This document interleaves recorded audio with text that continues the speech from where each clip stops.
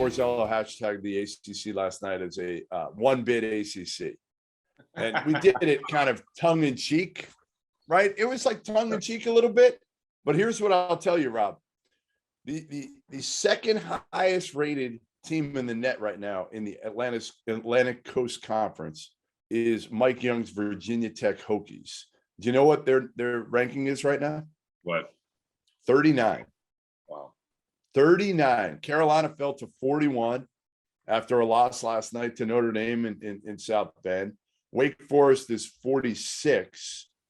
And then you go all the way down. Clemson 62, Virginia 73, Florida State 78, Louisville 82, Notre Dame 94, 95, Miami, Syracuse 106, and then it's ugly. NC State 143, Georgia Tech 166, BC 176, and good old Pittsburgh all the way down at 196, Robbie. It's ugly. It is.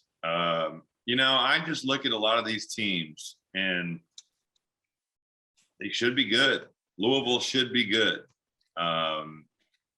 Notre Dame has had excellent years under Mike Bray, and that seems to have kind of fizzled a little bit here. Syracuse, I feel like there's a lot of teams that are fish out of water here. Syracuse, total fish out of water.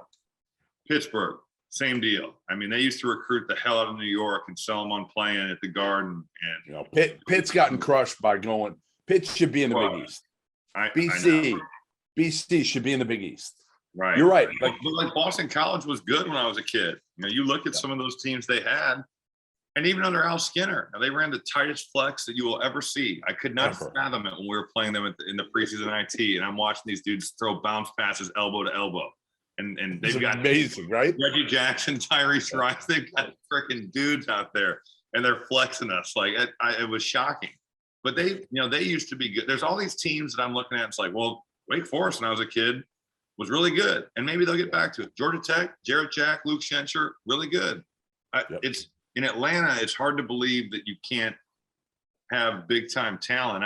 I don't know. You just look at a lot of these teams that historically have been great teams. And when I grew up, I wanted to play in the Big Ten, the Big East, or the ACC because that's what I watched. Those were the three leagues. And you could throw in Kentucky, and you could probably throw in the Big 12 with the upper echelon teams.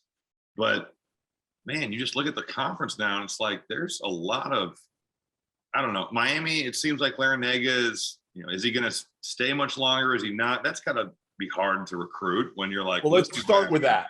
Let's kind of go through maybe quickly program by program of kind of why, because it's easy to say the ACC sucks, and I've said it over and over and over. Yep. But why does it suck right now? And it wasn't great last year. Tony Bennett told us in the preseason. You remember this? Yeah, I do. Remember he said the ACC wasn't good last year, and I was shocked he said it. And honestly, last year it was much better than it is this year. All right, so first of all, you've got 4 coaches in their 70s this year. Now, Coach K, Duke, that's a different ball game, and he's going out. This is it for him. But Duke and Coach K, to me, different. He could be in his 90s, and he'd find a way to still keep Duke competitive. But Larinaga in his 70s, I know they're 4-0 in league play, but they haven't really beaten anybody. As I said, their net's in the 90s. It's a fraudulent 4-0 to me right now. And he's in his 70s. And Miami, the other part, Rob, tough job. It's a pro sports town. Miami and Boston College were the two that I felt like they're probably the most difficult jobs in the league because they don't draw well. And Miami especially because you got the good weather.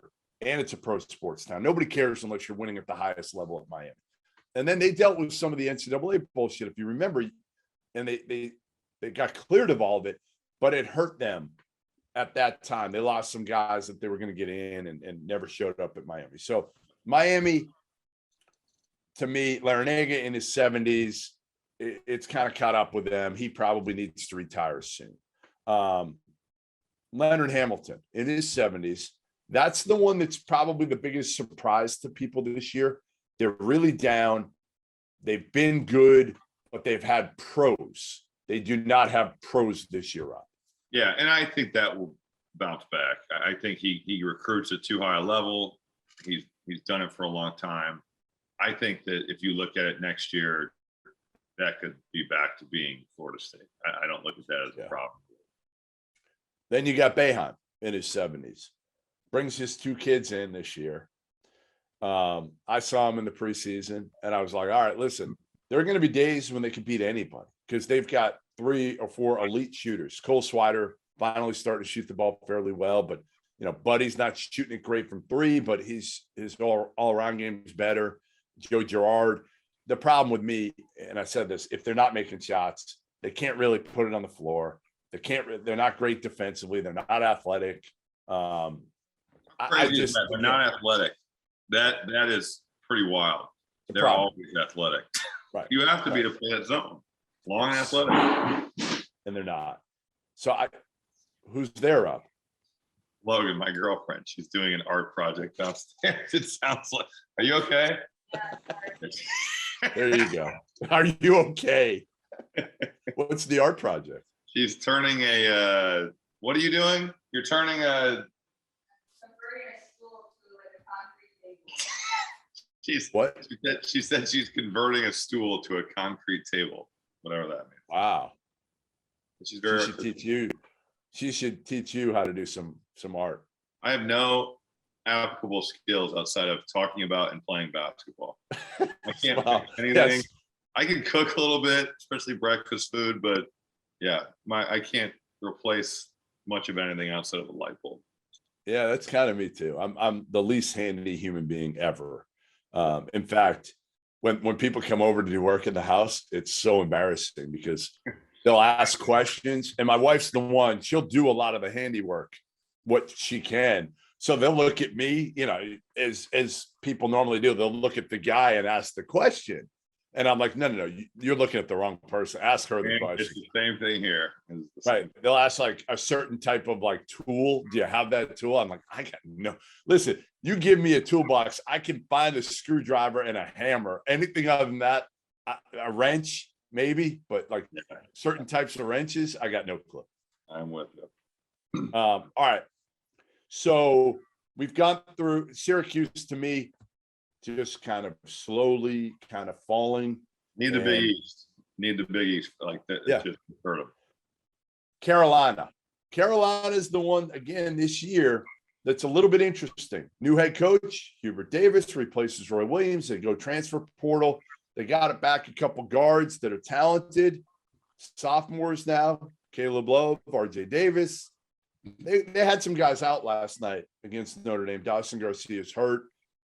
They're thin from COVID, but they haven't beaten anybody all year, Rob. Like, they're not a tournament team, in my opinion, today. Now, does the tournament selection committee put them in because they're Carolina and you need an ACC team other than Duke? Maybe, but they'd be backdooring their way in. Yeah, that's pretty crazy too, because of the history and just the money they have and the tradition. That's pretty inexplainable to me that Carolina is not a top 15 team year in, year out. I do not know the reason for that. Then the other one that's been down. So there's 2 that I think you can put in a similar box. Maybe, I don't know if it's fair. You tell me if I'm wrong here and I'm giving them too much credit for this, but Louisville and NC State have both been under an NCAA investigation cloud for the last 4 or 5 years. And it finally ended with NC State. But I felt like it affected those coaches a little bit recruiting-wise. Kevin Keatts has been there about 5 years and dealt with it since he got there. Chris Mack has dealt with it for the last few years, and it's just been such a mess at Louisville over the last probably 5, 6, more than that even, with Pitino. And, Chris Mack, listen, he made some changes to his staff. So it's clear, like, they didn't have Louisville-level talent last year or the year. Well, I don't want to say the year before. They were pretty good, but I don't know. What do you make of Louisville and NC State? I think the NCAA thing is totally fair. Louisville has been a disaster with that. But again, much like Carolina, the tradition is so good there. I just think the Pitino was rolling. They were going to Final Fours, and I don't know. That one doesn't make sense to me as much either. NC State has always kind of been the third school in that triangle of Carolina, Duke. That's a tough job. Herb Sendek said, I'm out of here. I'm sick of this. And he was coming off Sweet 16 with Julius Hodge. So I don't know. It's NC State can be good. Louisville should be good. Yeah. I don't really. The NCAA investigations are certainly something, but I don't know why Chris Mack is not one there. I don't know why they're not better. Yeah, I mean, their talent just isn't. They don't have good point guards. They're just average 3-point guards. L. Ellis was good last night, but they're mediocre at the point guard spot. The other one that's going to bounce back, they're just having a down year, and their talent level and their program isn't what it's been, and I wonder why. Virginia, like Tony Bennett. Listen, would it surprise you at all if Virginia, whose best player is Jaden Gardner, East Carolina transfer, would it surprise you if they finished second this year in the ACC? No, it would not. And you'd probably bet on that, wouldn't you? Yeah, if I told you right now. Before the season, Tony was like, yeah, we're ranked, but I have no idea. Like he really was like, we might not be. We'll see. He was, let's take a wait and see approach. No, I wouldn't be surprised. Jaden Gardner can score. That dude can score. But you're right. Their talent level compared to the national championship team, not close. No. But they developed those guys. Kyle Guy was a top 100 player out of Indianapolis, but he wasn't, a 5-star kid. They developed those dudes. I think Tony's an excellent coach. They play their style much like Wisconsin does. If they got second, it would not surprise me one bit.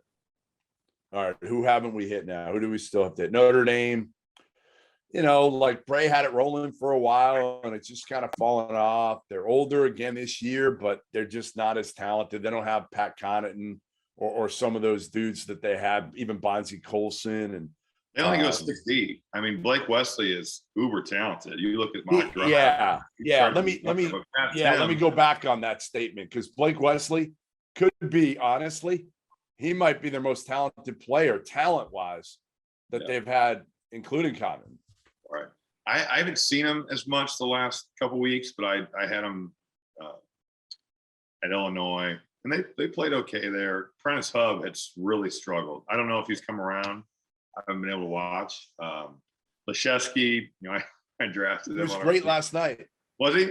Good. Yeah, he Make me look good as a GM. Yep. Bring that rep back.